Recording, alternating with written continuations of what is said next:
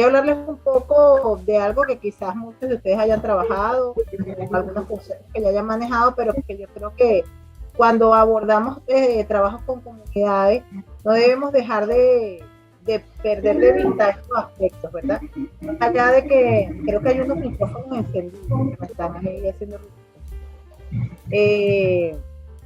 Perder de vista esto, así nuestros proyectos estén enfocados en el área más agrícola o por ejemplo, lo que yo sé que muchos hacen en acción campesina, que es el trabajo con los huertos familiares, porque no podemos olvidarnos del entorno. El entorno es básico para el mantenimiento de muchos de estos proyectos y también para el desarrollo de las comunidades. Entonces, un poco lo que les traigo el día de hoy, la charla se titula Restauración y Rehabilitación Ecológica en el marco del desarrollo sostenible comunitario.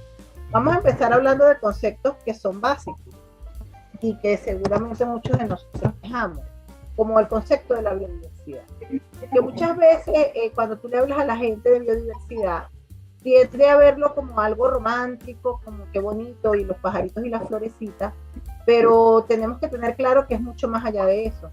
La biodiversidad, al final de cuentas, es el sostén del planeta y de todos los procesos que están allí ocurriendo, ¿verdad? El convenio de la diversidad biológica de 1992 establece que la diversidad biológica es la variabilidad de todos los organismos vivos que existen sobre el planeta, pero no solamente eso, porque eso es como muy, vamos a decirlo, muy simple, es un nivel simple. Tiene también que ver con todo lo referente a las interacciones que ocurren entre las especies y de entre las especies, entre ellas, dentro de ellas mismas, y con los agentes abióticos, ¿verdad? Todo lo que tiene que ver con los ecosistemas. Además de este concepto de diversidad biológica, de incluir al ser humano. Todo lo que son las culturas, ¿verdad? Las etnias, toda eso forma parte de lo que es la diversidad biológica. Si la vemos, podemos entonces apreciar que la diversidad biológica la podemos ver a distintos niveles. Por ejemplo, podemos hablar de diversidad genética, la diversidad dentro de una especie, que muchas veces es con la que se trabaja bastante cuando trabajamos con agroecosistemas. Nos enfocamos y nos vamos a esa diversidad genética a partir de la cual se obtiene de repente con la que trabajan los mejoradores, ya sea para generar cultivares que sean resistentes a plagas, tolerantes a sequía, que sean más productivos, ¿verdad? Se trabaja mucho a ese nivel, sobre todo lo que trabajan los mejoradores, con el nivel genético. Luego nos vamos a la diversidad de especies y poblaciones, que es lo que se llama muchas veces la diversidad alfa, donde muchas veces nos quedamos cuando nosotros vemos Venezuela es un país megadiverso, porque tiene tantos miles de especies de plantas, tantas miles de especies de animales, de hongos, de cualquier otro organismo. Estamos entonces hablando allí de diversidad de especies y diversidad poblacional, porque además muchas veces vemos que en una misma especie las poblaciones suelen ser muy diferentes. Realmente a veces es impactante ver cómo las poblaciones de algunas especies, ya sea en plantas, en animales, o menos este aspecto, cómo pueden variar esas poblaciones asociadas a algún componente ambiental, ¿verdad? Luego tenemos niveles superiores como son el nivel de la diversidad de comunidades y ecosistemas, donde ya estamos hablando de las interacciones, ¿verdad? Que están ocurriendo entre las distintas especies de una comunidad, por ejemplo, especies dentro de una comunidad vegetal o dentro de la comunidad animal o en el ecosistema, donde todos esos organismos están interactuando. Y cuando entonces todo eso forma, es como un nivel bastante superior ya de lo que es la biodiversidad. Ya otro nivel más arriba sería entonces el del paisaje, ¿verdad? Cuando hablamos de grandes regiones, donde también allá hay interacciones importantes que hay que conservar como diversidad biológica. Y por supuesto la diversidad cultural.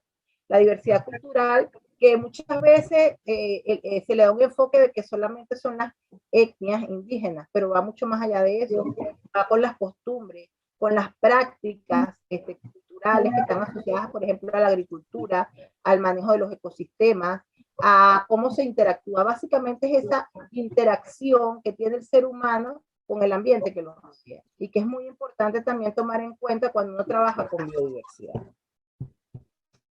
Pero esa biodiversidad, es la agrobiodiversidad, es bastante, está enfocada y es donde yo creo que mejor se expresa esa interacción entre la diversidad cultural y la diversidad biológica, ¿verdad? Tiene que ver con todas estas especies, tanto vegetales, claro, aquí estamos hablando de agro, pero también podemos meter la parte pecuaria, ¿verdad?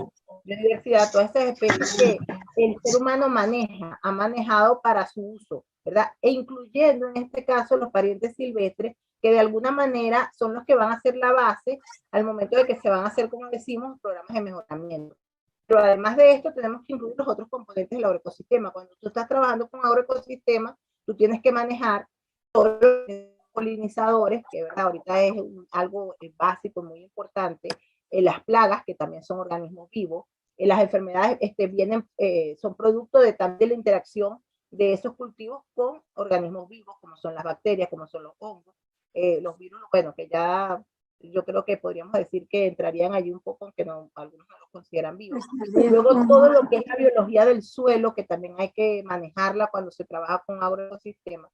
Entonces, que realmente es bastante complejo también, ¿no? Y cuando vamos a ese enfoque tenemos que manejar todas esas partes de la agrobiodiversidad. Entonces, un poco para llevarnos a tierra, ¿verdad? De para qué es importante la diversidad biológica, por qué es tan primordial su conservación, su mantenimiento. Tenemos que entender que esto tiene que ver con lo que se llaman los servicios ecosistémicos.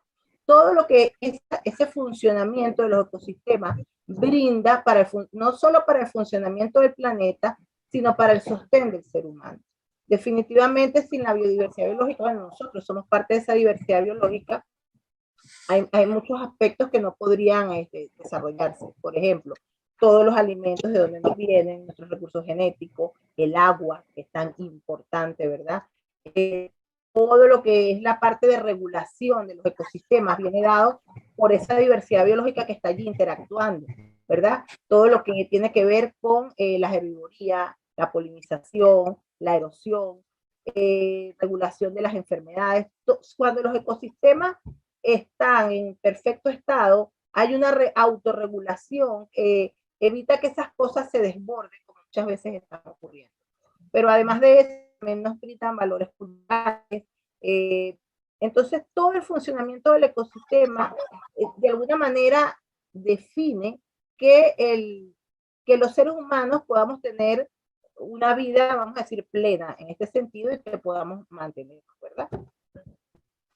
¿Cuáles son las principales amenazas a la diversidad biológica? Son múltiples, son muchísimas.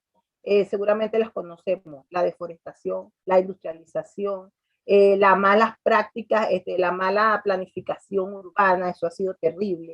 Y algo que muchas veces no tomamos en cuenta por ahí, bueno, el ingeniero Magallanes sabe mucho de esto, mucho más que yo, las especies invasoras.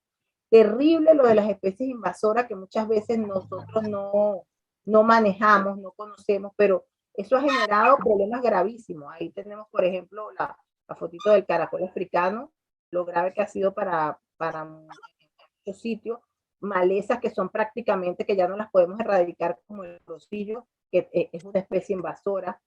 Por ejemplo, si pensamos en los médanos de coro, por decir uno, pero que está en todas partes, el algodón de seda, para mí, una de las plantas que siempre me preocupa muchísimo y que estamos propagando mucho en las ciudades, por ejemplo, el NIM, ¿verdad? Es una planta que yo considero que debemos evitar bastante, seguirla propagando porque está trayendo bastantes problemas. Entonces, todos estos son problemas, y si nos ponemos a ver, los problemas están asociados a la actividad humana.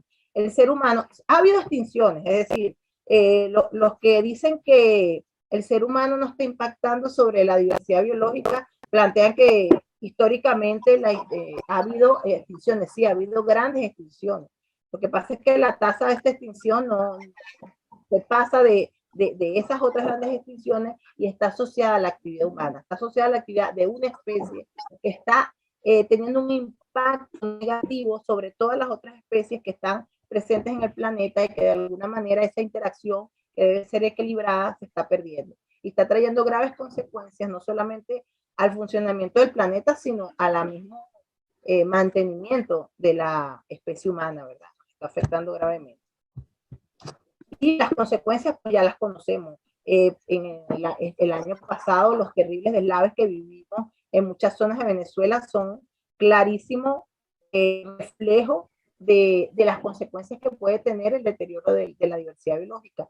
Cuando no mantenemos los ecosistemas alrededor de las áreas donde están los asentamientos humanos, cuando no hacemos una buena planificación urbana, cuando no manejamos todo eso, realmente las consecuencias son terribles, como los deslaves, los problemas de desertificación, de salinidad que estamos teniendo, el cambio climático, por irse a lo más grande, está trayendo consecuencias terribles. Por ejemplo, el problema que tenemos gravísimo con la desaparición de los polinizadores, que está causando gravísimos problemas debido a que los polinizadores son los que garantizan que se mantengan las plantas y en los cultivos, más del 80% de los cultivos que alimentan al planeta dependen de polinizadores, cuyas poblaciones se están perdiendo por el grave deterioro de la diversidad biológica.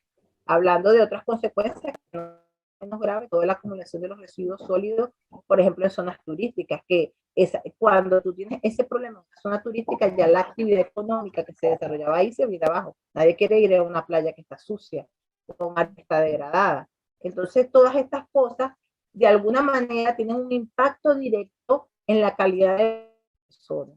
Y cuando nosotros trabajamos con comunidades, esto no lo podemos dejar de lado. No nos podemos centrar o no nos podemos enfocar únicamente en, y no es que eso es lo que tú estás haciendo, pero tú tienes que ir mucho más allá y ver el entorno que te está rodeando.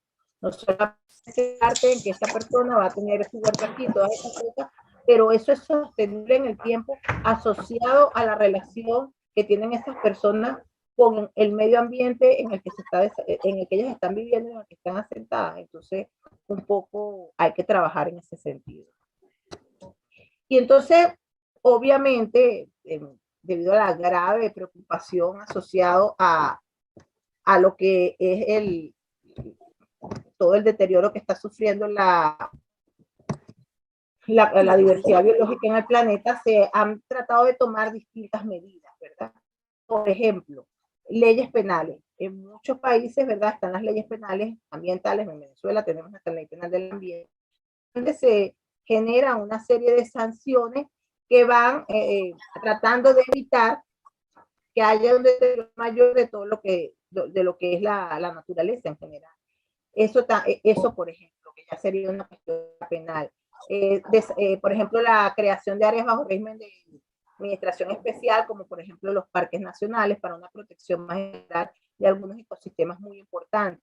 Campañas de concienciación, porque un problema que, bueno, yo veo así, luego cuando tengamos el intercambio, ustedes pueden hablarme un poco de su percepción a este respecto, es la educación. Tenemos que abordar muchísimo la educación. La educación ambiental tiene que ser un eje transversal en cualquiera de los proyectos que nosotros desarrollamos con las comunidades, porque tenemos que hacerle entender a la gente la importancia de la conservación de la naturaleza para su propio beneficio, como digo ya, para su propia calidad de vida. No se trata de que las cosas se vean bonitas y a veces no es fácil, porque cuando en un asentamiento humano, una comunidad tiene problemas económicos graves, pues y ve que su fuente puede ser, qué sé yo, vender plantas en la carretera porque la saca de una zona natural, vender especies animales como mascotas, sacar leña, quemar para sembrar. Es decir, porque lo ven como su única solución. Entonces es complejo hacer entender a la gente la importancia de conservar esos ambientes, porque no puedes tú buscar unas vías distintas. Entonces, bueno, esos son, yo creo que siempre tenemos que en cualquiera de nuestros proyectos tener como eje transversal esos programas de educación ambiental a los niveles que creamos que sean convenientes, pero creo que es importante que los abordemos. Obviamente, todo lo que son programas de conservación, tanto in situ como ex situ, todas las figuras que existen, por ejemplo, de conservación ex situ, como los jardines botánicos, bancos de germoplasma, zoológicos, ¿verdad? Todas estas figuras pues pueden ayudar a la conservación de la diversidad biológica y, por supuesto, a lo que nos vamos a enfocar más en esta charla que estamos dando el día de hoy, los planes de recuperación, ¿verdad? Cómo incidir directamente entonces en esos ambientes que ya están siendo degradados y cómo podemos tener una incidencia sobre ellos. Pensemos primero, eso es muy típico que todos los días del árbol organizan planes de reforestación. O vamos a hacer una recuperación, una restauración ecológica en un área tal o cual. Y vamos a llevar arbolitos y los vamos a sembrar y todo va a estar lindo. No, es decir, eso es lo que muchas veces lleva a que fracasen los planes de recuperación ecológica. Un plan de recuperación ecológica debe ser pensado de una manera muy integral. ¿Por qué fracasa en muchos casos? Uno, cuando los hacemos desde la oficina, planes teóricos. La teoría es preciosa. Podemos encontrar libros, guías, distintas cosas donde nos dice, bueno, para tú hacer una restauración ecológica, tú tienes que hacer paso A, tienes que seleccionar aquí, hacer allá. Pero si tú haces eso en tu oficina, que puedes hacerlo, no hay problema porque te proyectas, pero te olvidas de la realidad social que está asociada a ese ambiente, te va a ir al fracaso. Porque si tú no conquistas a la comunidad para que la comunidad se involucre y se apropie del proyecto, eso va al fracaso, ¿verdad? Entonces es necesario involucrar a las comunidades. Otro problema es el poco conocimiento técnico. Es decir, cuando yo quiero ir a sembrar mangos en un cerro que no sé, ya no tiene nada, y mangos, de paso, que es una planta que ni siquiera es de aquí, porque da fruto, de paso tenemos alimento.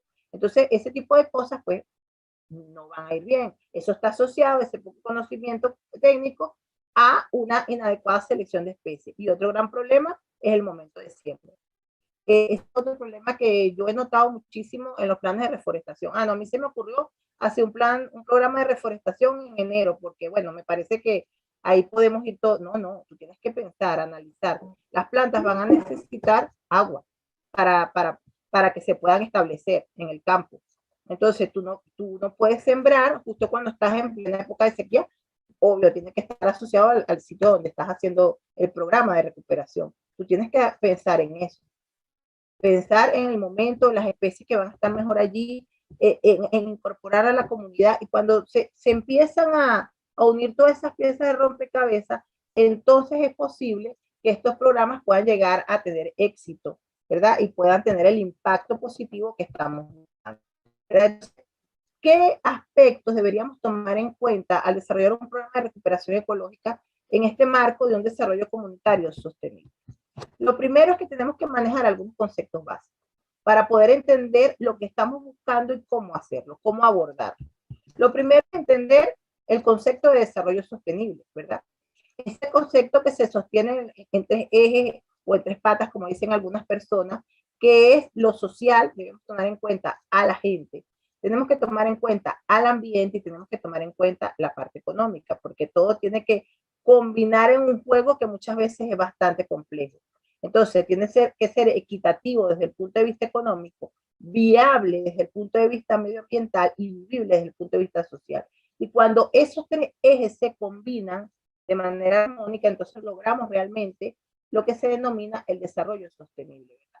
Donde tenemos entonces comunidades que pueden llegar a ser autosuficientes, donde la biodiversidad interviene directamente en lo que es el desarrollo humano y vemos la economía como un factor que va, es decir, porque muchas veces el problema económico es complejo y en este país pues lo sabemos bastante bien.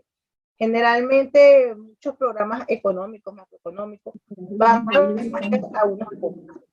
El problema es que cuando hablamos de desarrollo sustentable, la economía debe llevar a beneficios para toda la comunidad. Entonces debemos ser un uso eficiente de los recursos. Todo esto sin comprometer los recursos de las generaciones futuras, que es bastante complejo de lograr y bueno, todos lo sabemos. Entonces, ese desarrollo sustentable se trata, como dice aquí la diapositiva, de la capacidad que puede tener una sociedad para cubrir sus necesidades sin tener que tener un impacto fuertemente negativo sobre el medio ambiente. Es complejo porque siempre va a haber un impacto sobre el medio ambiente. De hecho, la agricultura es quizás una de las actividades que mayor impacto ambiental tiene, sobre todo cuando la haces a gran escala, utilizando una gran cantidad de agentes químicos, cuando no haces un buen manejo de la tierra, cuando no trabajas con una serie de cosas, pues si tienes un excelente rendimiento, 1 o 2 años, luego la tierra se agota, eso beneficia a unos pocos, entonces no es sencillo el manejo de todo esto. Entonces, siempre cuando hacemos este enfoque debemos pensar que estas recuperaciones deberían ayudar, porque obviamente directamente no lo van a hacer, pero deberían ayudar a lograr ese desarrollo sostenible de las comunidades que están siendo, donde se está desarrollando este tipo de. Porque uno habla de recuperación ecológica, de restauración ecológica, y hay distintos conceptos.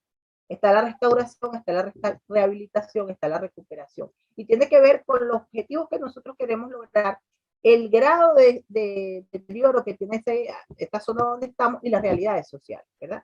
Cuando nosotros hablamos de restauración ecológica, nosotros estamos buscando tratar de volver a lo que era originalmente ese ecosistema lo más que se pueda. Nunca vas a llegar exactamente a lo que era de manera original. Entonces tú estás buscando que ese ecosistema vuelva otra vez a ofrecer los servicios ambientales originales que tenía, ¿verdad? Entonces tú tienes que enfocarte en detener las causas que están causando el deterioro, porque si vamos a suponer que el problema es incendios, por decir algo bastante común, si tú no haces algo para evitar los incendios, jamás vas a resolver el problema, ¿verdad? Tienes que empezar por allí. Luego conocer la historia de esa zona, la historia de ese ecosistema para tratar entonces de ir recuperando paulatinamente la diversidad biológica y sobre todo esta parte, facilitar los procesos de sucesión.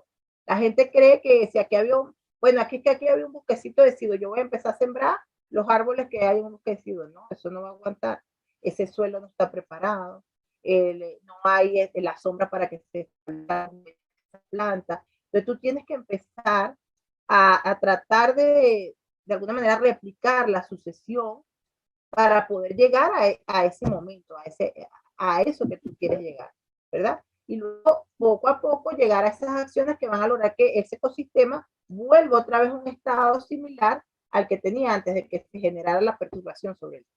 Esa es la restauración ecológica.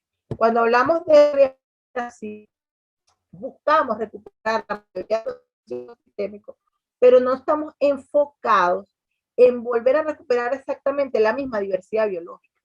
En este caso, podemos trabajar con especies que no sean necesariamente las originales que estaban allí. Por ejemplo, en este caso, algunos que se puedan adaptar a la zona, podría ser que puedan tener interés para las comunidades. Y entonces allí podemos trabajar de manera distinta. Vamos a lograr tener allí una recuperación del área donde se van a ofrecer la mayoría de los servicios ambientales, pero no estamos buscando volver al estado original.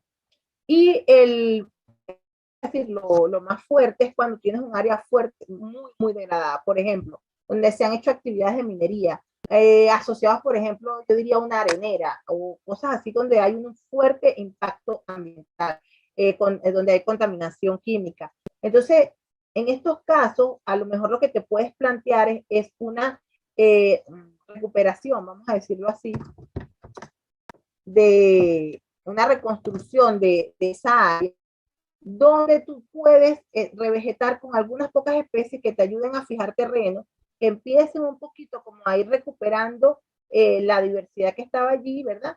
Y bueno, ya más por aspectos estéticos, por aspectos productivos, pero es muy difícil, cuando se llega a cierto punto, es bastante difícil volver al estado original. Entonces, algo muy importante al enfocar este tipo de proyectos es que tienes que tener claro tu objetivo, qué es lo que tú estás buscando. Entonces, una vez que tú lo tienes claro, es mucho más fácil plantearte todas las acciones necesarias para lograr esto, ¿ok? Para que tenga éxito tiene que ser participativa, es decir, y lleva muchos componentes. Lleva el componente de investigación, claro, tienes que conocer, tienes que trabajar con los expertos, con los técnicos, tienes que gestionar recursos. Es muy importante la educación, hacer que la comunidad participe y que también se divulgue lo que se está haciendo. Entonces, hay varias piezas que son claves. Son clave las comunidades asociadas a ese entorno. Tú puedes trabajar con las comunidades campesinas o con otras comunidades que estén, o si son comunidades urbanas. Tienes que involucrar las escuelas, es súper importante y seguramente ustedes lo saben por el trabajo que hacen, la importancia a veces que tienen las escuelas en esto, porque además allí no solo se integran los niños, es que tú puedes integrar en la escuela también a los representantes y eso hace que el proyecto vaya de alguna manera asentándose, ¿verdad? Al igual que, por supuesto, las organizaciones gubernamentales que están asociadas con este tipo de acciones. Si nos planteamos hacer una recuperación de un área, una de las cosas que es importante entender es que cuando nosotros vamos a un área en particular, nosotros tenemos que hacer un inventario de lo que está allí. La diversidad biológica. También de las características edáficas, cómo está el suelo, las condiciones climáticas que están allí, la fisiografía, cómo están las pendientes, cómo están las laderas, si hay una fuerte erosión en el área, si hay zonas que están de una manera, zonas que están de otra. Entonces tenemos que hacer todo ese estudio para tratar de entender cómo se está comportando eso. Y por supuesto, saber las realidades que están allí. ¿Qué hace la gente allí? ¿Cuál es su actividad productiva? ¿Cómo se relaciona con ese ambiente? ¿Cómo lo ve? ¿Lo ve como una fuente de ingresos? ¿Lo ve como una molestia? ¿No le ve importancia? Porque todo eso está implicado en tratar de que realmente tu proyecto pueda tener éxito. Si tú no tomas en cuenta todos esos factores, lo más probable es que el proyecto de recuperación vaya al fracaso, ¿verdad? Luego, entendiste, viste la cuestión y definir tu objetivo. ¿Qué quieres? ¿Restaurar? ¿Quieres rehabilitar? ¿Quieres reconstruir? Dependerá de las condiciones en que esté. Por eso tienes que hacer un levantamiento. Y a lo mejor, otra cosa que seguramente lo más probable es que sea así, es que tú tengas como anillos. A lo mejor más cerca de donde está la comunidad, la zona más cercana a la comunidad, tú puedes hacer una rehabilitación, trabajando como por ejemplo con frutales o con plantas que tengan alguna importancia productiva. Pero un poco más alejado, por ejemplo, si estás en un área de montaña dependiente, pues en las zonas más dependientes, ahí vamos a tratar de recuperar o de restaurar lo que estaba allí, el ecosistema que estaba allí. ¿Por qué? Porque eso nos va a ayudar a controlar erosión, a mejorar las cosas, a evitar, por ejemplo, problemas de inundaciones, deslaves, una serie de cosas que están asociadas a todo esto. Es decir, tiene que ser algo integral. En algunos casos puede tener un impacto de una manera, es decir, cada caso es muy particular. Por eso es muy importante hacer ese levantamiento previo. Aquí no hay receta, una receta, todo lo puedes hacer así. Y por eso les digo, yo cuando oigo o me hablan de vamos a hacer una reforestación por el día de lo que sea, el día de la tierra, reforestación por el día de la tierra, reforestación por el día del árbol, reforestación por el día del ambiente. Tú sabes que eso no sirve para nada. No sirve para nada. No puedes sembrar cualquier cosa en cualquier parte, porque te parece bonito por lo que sea. Tú tienes que saber lo que está allí. Tienes que saber cómo está ese suelo. Es importante escuchar a la gente que está en esta zona. Entonces, tienes que hacer una serie de pasos. Primero, tener esas herramientas técnicas que están basadas en esa información. Tú tienes que hacer tu levantamiento. Si una comunidad no está ganada a un proyecto, es muy difícil que tengamos éxito en este proyecto. Y para eso hay que escuchar a la gente. Escuchar a la gente, escuchar cuáles son sus necesidades, qué es lo que ellos quieren, cuál es su visión y esa relación que yo creo que es primordial que tienen con su entorno. Porque no en todas partes igual, tiene que ver con creencias, con años. Si estamos hablando de una comunidad que tiene mucho tiempo asentada allí, una comunidad que está más reciente, todas esas realidades son diferentes y todas esas realidades de alguna manera las tenemos que tomar en cuenta al momento de desarrollar estos programas de recuperación ecológica para que realmente puedan llegar a ser exitosos, porque no es fácil. Muchos programas se inician, pocos son los que al final tú ves, oye, se logró, es exitoso. Y todos cuando tú los analizas y los ves, es porque la comunidad estaba completamente comprometida con eso y le veía la importancia. Entonces, bueno, a partir de esto diseñamos nuestro programa tomando en cuenta los objetivos que nos planteamos hacer. Vamos a hacerlo por zonas, ¿cómo lo vamos a definir?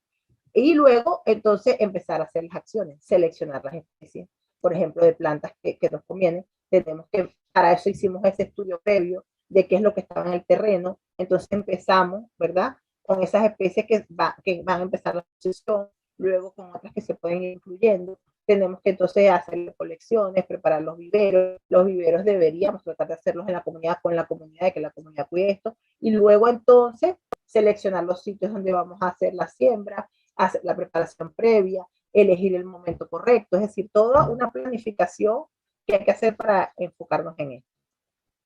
Primordial, lo repito, lo vuelvo, lo digo y lo sigo haciendo, incluir un programa de educación ambiental y de capacitación. de la gente que está participando en el proyecto, de la comunidad. La comunidad se tiene que apropiar de esto y para apropiar de esto tiene que entender la importancia. Si no entiendes para qué eso es importante para ti, no lo vas a hacer nunca, ¿verdad? Es decir, yo no me voy a interesar en algo al que yo no le veo la utilidad.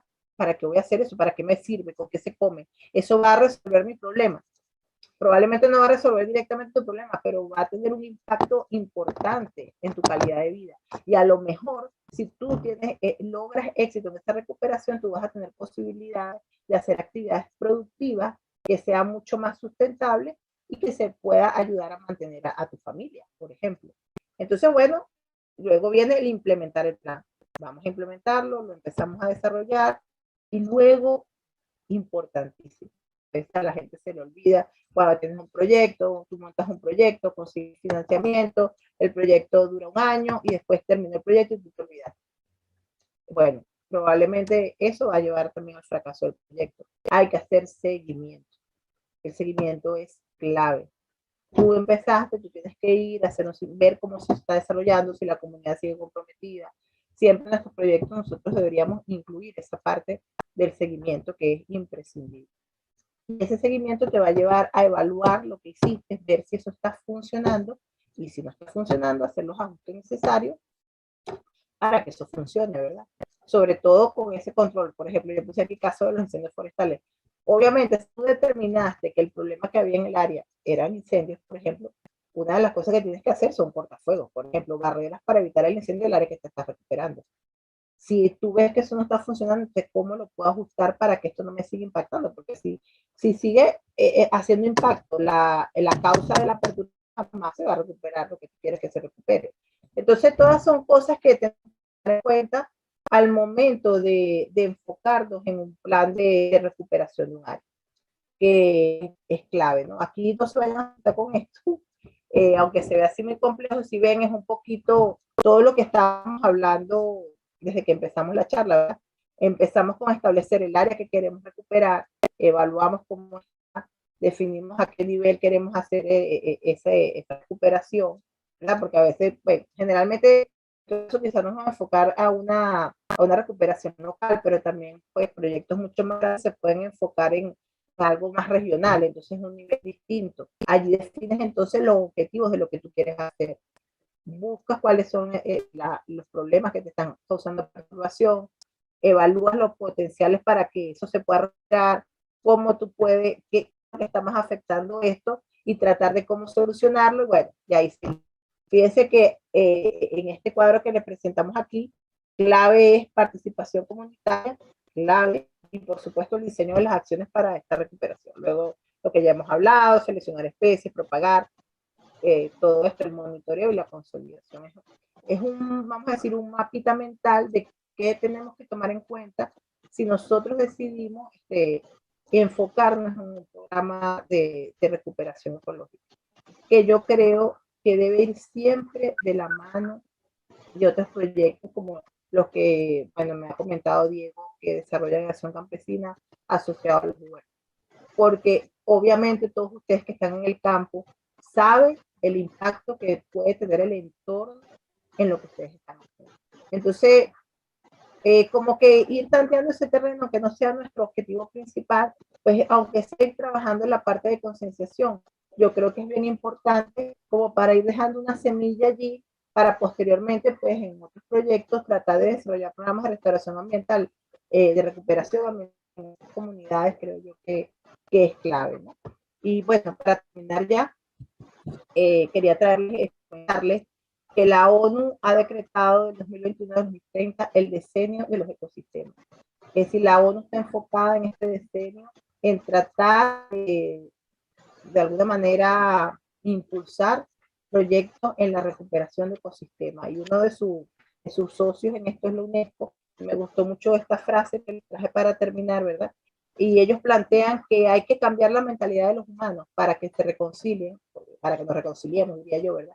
Con el resto de la naturaleza y nos convirtamos en custodios de la tierra, nuestro hogar y patrimonio común, que habitamos y compartimos con todas las demás especies vivas, que a veces se nos olvida, nosotros somos una especie más. Nos creemos el centro del universo, pero no, somos solamente especie humana. y una especie más que está teniendo un impacto terrible en muchos casos en otras especies, ¿no? Y de alguna manera, pues eso está haciendo que afectemos toda la vida en el planeta, incluyendo la nuestra.